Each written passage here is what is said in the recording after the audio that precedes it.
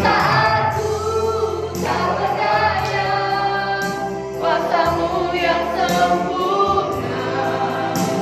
Ketika ku percaya, mujizat itu nyata, bukan karena kekuatan, namun Roh-Mu ya Tuhan.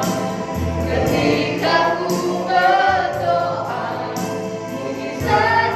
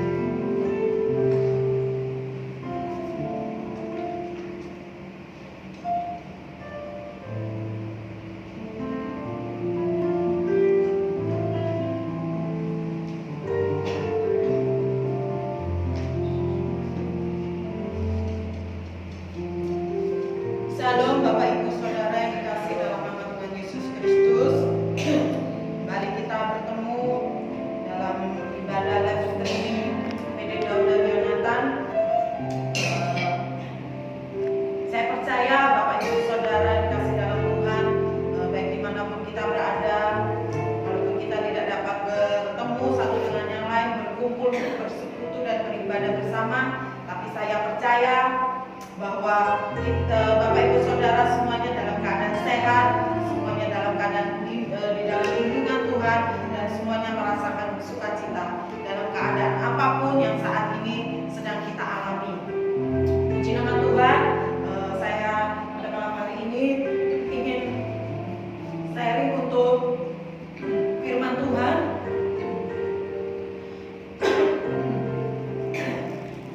Tema pada malam hari ini saya beri judul yaitu Tuhan bekerja dalam segala sesuatu. Dalam firman Tuhan di Pengkhotbah 3 pada ayatnya yang ke-11, di sini saya akan bacakan. Ia membuat segala sesuatu indah pada waktunya, bahkan ia memberikan kekekalan dalam hati mereka. Tetapi manusia tidak dapat menyelami pekerjaan yang dilakukan Allah dari awal sampai akhir. Di sini Pengkhotbah mengatakan, kalau kita baca dari ayat 1 sampai ke 15, di situ dijabarkan bahwa segala sesuatu yang ada di dunia ini semua ada waktunya. Seberapa hebat karir atau pekerjaan kita, seberapa hebat pelayanan kita, dan juga seberapa tinggi prestasi yang kita raih, dan juga seberapa besar kekayaan yang kita miliki, bukanlah itu perkara yang dicari Tuhan dalam diri seseorang. Yang Tuhan cari dan inginkan dalam diri seseorang adalah karakternya. Salah satu cara yang dipakai Tuhan untuk membentuk karakter seseorang itu melalui masalah atau peristiwa-peristiwa yang terjadi dalam kehidupan mereka. Seperti dalam firman-Nya di Roma 5 ayat 3 sampai 4, di situ dikatakan, dan bukan hanya itu saja, kita malah bermegah juga dalam kesengsaraan kita. Karena kita tahu bahwa kesengsaraan itu menimbulkan ketekunan, dan ketekunan menimbulkan tahan uji, dan tahan uji menimbulkan pengharapan. Dalam hal menyiapkan yang terbaik bagi anak-anaknya, Tuhan tidak pernah memakai jalan pintas atau cara instan, tetapi melalui setiap proses dalam kehidupan kita. Bagi Tuhan, berproses itu sangat penting daripada nanti hasilnya. Sedangkan upah adalah akibat atau hasil dari proses itu. Jadi Tuhan akan memberikan yang terbaik kepada kita selaras dengan harga yang kita bayar. Jadi Tuhan tidak melihat dari apapun yang kita punya dalam kehidupan kita, tetapi Dia lebih melihat dari hati ataupun karakter yang kita miliki. Karakter kita sudah benar belum di hadapan Tuhan. Yang Tuhan nilai, yang Tuhan lihat adalah seperti itu. Tuhan tidak memikirkan dan tidak melihat bagaimana kondisi kita, bagaimana pelayanan kita hebat seperti apa, ataupun kekayaan kita sebanyak apapun, ataupun persembahan yang kita berikan sebesar apapun kepada Tuhan. Tuhan tidak melihat semuanya itu, Bapak Ibu Saudara. Tapi Tuhan melihat, sekali lagi Tuhan melihat karakter yang ada dalam pribadi kita. Karena tidak gampang ya karakter, kalau kita ingin memiliki karakter yang seperti Tuhan Yesus itu tidak gampang. Karena kita terkadang kita masih mengikuti keinginan daging kita. Karena ya kita ini masih manusia biasa ya, tapi di sini kita bagaimana kita belajar untuk bisa kita menjadi sama seperti Tuhan. Kita menanggalkan segala apa yang menjadi karakter kita yang tidak baik, sifat karakter kita yang seringkali membukakan hati Tuhan, karakter sifat kita yang seringkali mengecewakan Tuhan. Biarlah kita terus semakin hari semakin belajar bagaimana untuk mengubah setiap karakter kita. Karena dari situ Tuhan melihat semuanya itu baik. Di sini saya ingin membagikan 2 poin bagaimana supaya kita kuat saat menjalani proses. Entah itu proses dalam permasalahan, baik itu permasalahan dalam keuangan, pekerjaan maupun rumah tangga, ataupun mungkin saat ini dalam kesehatan kita. Di sini saya ingin membagikan 2 poin. Yang pertama,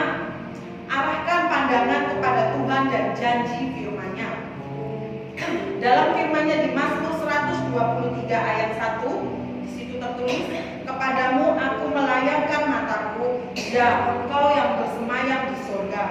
Dan di Mazmur 121 ayat 2, di situ dikatakan, karena pertolonganku ialah dari Tuhan yang menjadikan langit dan bumi.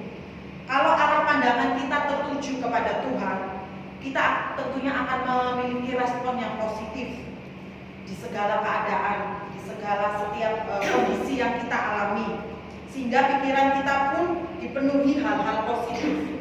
Dalam firman-Nya di Filipi 4 ayat yang ke-8, di situ tertulis, jadi akhirnya saudara-saudara, semua yang benar, semua yang mulia, semua yang adil, semua yang suci, semua yang manis, semua yang sedap didengar, semua yang disebut kebajikan dan patut dipuji, pikirkanlah semuanya itu.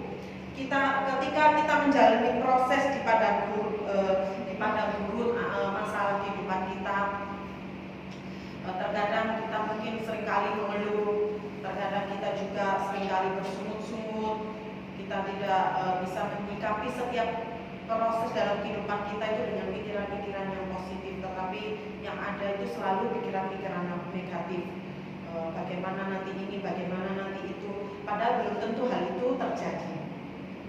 Di sini Tuhan inginkan dalam kita menjalani setiap proses kehidupan kita dalam kehidupan kita, baik itu dalam permasalahan atau apapun yang kita alami dalam setiap kondisi kita, yang Tuhan inginkan yaitu kita mempunyai pikiran atau pandangan yang positif.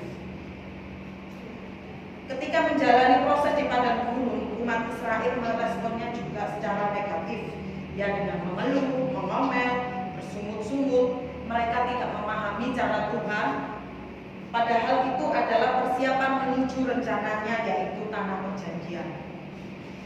Padahal Tuhan sudah berbagai macam melakukan mujizat bagi bangsa Israel selama di padang gurun, tetapi bangsa Israel tidak menyikapinya dengan pikiran yang positif, tapi menyikapinya dengan hal-hal yang negatif, sehingga yang keluar yaitu mengeluh, mengomen, dan bersungut-sungut.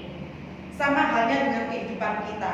Jika kita ingin mengalami janji Tuhan yang indah terjadi dalam kehidupan kita, maka kita harus mengarahkan pandangan kita hanya kepada Tuhan dan memiliki respon yang positif dalam setiap proses kehidupan kita. Kita menyerahkan setiap proses kehidupan kita kepada Tuhan. Kita percaya dengan iman kita bahwa pertolongan kita itu hanya datang daripada Tuhan. Kita harus memiliki iman yang kuat, iman yang kokoh, bahwa kita percaya bahwa Tuhan turut bekerja dalam setiap proses kehidupan kita. Tuhan bekerja dalam setiap permasalahan yang sedang kita hadapi. Tuhan juga bekerja atas setiap mungkin sakit penyakit kita, kelemahan tubuh kita yang kita alami akhir-akhir ini. Karena di luar sana banyak sekali ya virus-virus, terutama virus corona ini yang masih belum berakhir.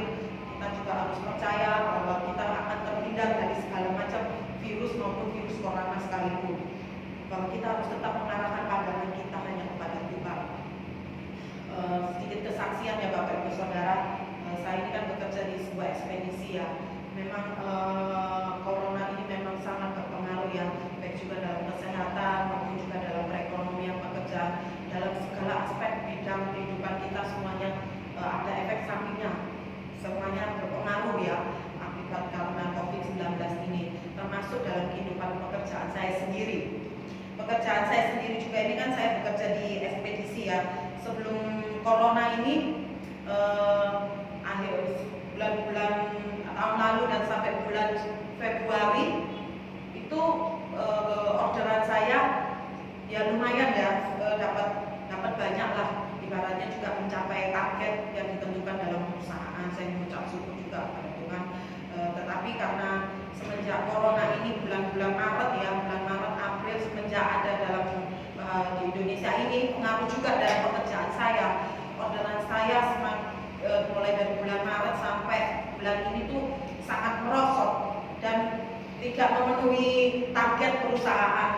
Dari bulan Maret itu saya cuma dapat berapa kontainer, target perusahaan kan 50 kontainer, dan di bulan Maret itu ya masih, puji Tuhan masih lumayan lah. Bulan Maret April itu saya masih dapat 30 kontainer, walaupun tidak mencapai target, tapi ya puji Tuhan masih bisa lah untuk mendukung pekerjaan saya. Tapi setelah bulan Mei, Juni dan juga Juli ini sungguh sangat, bagi saya sungguh sangat sedih juga karena mendapatkan cuma 10, 5, 7 kontainer dalam 1 bulan. Biasanya 1 bulan saya bisa dapat 50 lebih karena COVID ini jadi semuanya menurun, dan setiap hari saya follow up customer saya, pabrik-pabrik juga, semuanya juga mengeluh informasi dari mereka yang masih sepi Mbak, yang masih sepi Bu, yang masih belum ada orderan karena di luar pulau juga masih belum ada permintaan barang, jadi semuanya sepi. Jadi sangat berpengaruh ya Bapak Ibu. Awalnya saya sebagai manusia ya sempat down, sempat stres juga, sampai akhirnya saya juga sempat sakit beberapa waktu yang lalu. Ya sempat down ya sebagai manusia juga, ada rasa khawatir, ada rasa was-was, apalagi saya kita ini marketing juga ditekan dari perusahaan, dari atasan bahwa harus tetap terus harus mencapai target, karena kita marketing kan dilihatkan konsekuensinya dari target. Kalau misalnya tidak memenuhi target ya kita tidak bisa meneruskan pekerjaan ini lagi. Di sini saya juga sempat stres, sempat down. Saya bilang sama Tuhan, gimana ini Tuhan, muatan saya kok sepi, muatan saya kok cuma 10 biji, saya bilang gitu sama Tuhan. Bahkan bulan ini saya cuma dapat 5 kontainer, 6 kontainer. Saya cuma bisa kita tidak bisa mengandalkan kekuatan sendiri. Saya berusaha mati-matian mengandalkan kekuatan saya sendiri, berusaha dengan sekuat tenaga saya mencari jalan gimana ya supaya saya dapat orderan. Tapi nyatanya tidak dapat juga, yaitu karena kita terlalu mengandalkan kekuatan sendiri ya Bapak Ibu. Di situ terus saya seperti diberi tahu dengan Tuhan tuh bicara dengan saya dan ini, ya sudah, pasrahkan semuanya kepadaku, biar aku yang turun tangan. Jika kau mengangkat tangan, di situ aku akan turun tangan. Keras sekali Tuhan bicara seperti itu kepada saya. Di situ akhirnya saya berserah hanya kepada Tuhan. Saya bilang, Tuhan, ya sudah Tuhan, saya hanya bisa pasrah, pekerjaan ini semua daripadamu. Engkau yang membuat hamba-Mu ini ada dalam posisi marketing di perusahaan ini. Kalau yang lalu-lalu Tuhan sudah tolong, di saat saya tidak ada basic sebagai seorang marketing, tapi Tuhan membuat gebrakan dan Tuhan mencurahkan berkat-Nya yang luar biasa dalam pekerjaan saya, sehingga saya mendapatkan orderan-orderan yang banyak di waktu-waktu yang lalu. Di sini pun saya percaya, walaupun kondisi di luar sana sepi, tetapi bagi Tuhan tidak ada yang sepi. Walaupun di kondisi di luar sana tidak memungkinkan, tetapi bagi Tuhan semuanya pasti mungkin. Saya berserah saja kepada Tuhan. Wes suka-sukanya Tuhan saja. Terserah Tuhan mau buat apa dalam kehidupan saya. Jika Tuhan masih ingin tetap saya bekerja di perusahaan ini sebagai marketing, maka saya percaya Tuhan pasti akan menolong saya dan membuka jalan buat saya, memberikan saya orderan-orderan dari barat, timur, utara, selatan. Semuanya itu saya percayakan sama Tuhan. Jika memang Tuhan tidak memberkati saya dan tidak membuka jalan buat saya, maka Tuhan punya rencana yang lebih baik dalam kehidupan saya. Saya hanya bisa pasrah saja. Saya tidak bisa berbuat apa-apa lagi karena kondisi di luar juga semuanya sepi. Saya juga sudah berusaha semaksimal mungkin. Saya sudah bekerja semaksimal mungkin. Biar Tuhan saja yang melakukan jalan keluarnya bagi saya. Di sini Bapak, yang poin pertama yaitu arahkan pandangan kepada Tuhan dan janji firman-Nya. Dalam kondisi apapun kita harus tetap mengarahkan pandangan kita kepada Tuhan, dan kita percaya bahwa janji firman-Nya itu ya dan amin dalam kehidupan kita.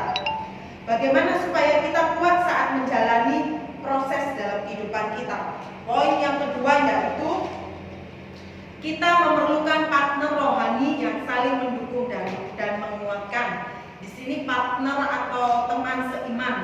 Di sini juga bisa pemimpin rohani kita, gembala sidang dalam gereja, ataupun mungkin anak-anak youth itu adalah kakak-kakak rohani atau teman-teman persekutuan. Inilah pentingnya persekutuan. Dalam firman-Nya di Pengkhotbah 4 ayat 9 sampai 10 di situ dikatakan, berdua lebih baik daripada seorang diri, karena mereka menerima upah yang baik dalam jerih payah mereka. Karena kalau mereka jatuh, yang seorang mengangkat temannya, tetapi wahai orang yang jatuh, yang tidak mempunyai orang lain untuk mengangkatnya. Mengapa sangat penting persekutuan persekutuan dengan saudara kita seiman, supaya kita bisa saling menguatkan satu dengan yang lainnya, saling mendoakan, saling menguatkan, saling sharing, saling membagi firman Tuhan, supaya kita kuat dalam menjalani proses kehidupan ini, atau di saat kita dalam pergumulan atau masalah, di saat kita lemah. Jika kita mempunyai teman seiman atau mungkin teman persekutuan, di situ kita akan semakin kuat.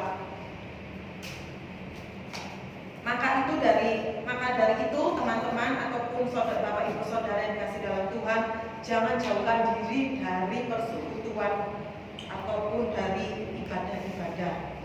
Karena dengan persekutuan ataupun ibadah-ibadah kita akan semakin kuat. Jika kita jauh dari ibadah-ibadah ataupun persekutuan doa dengan teman-teman seiman kita, akan membuat kita menjadi lemah. Kita akan putus asa dan membuat kita semakin jauh dari Tuhan.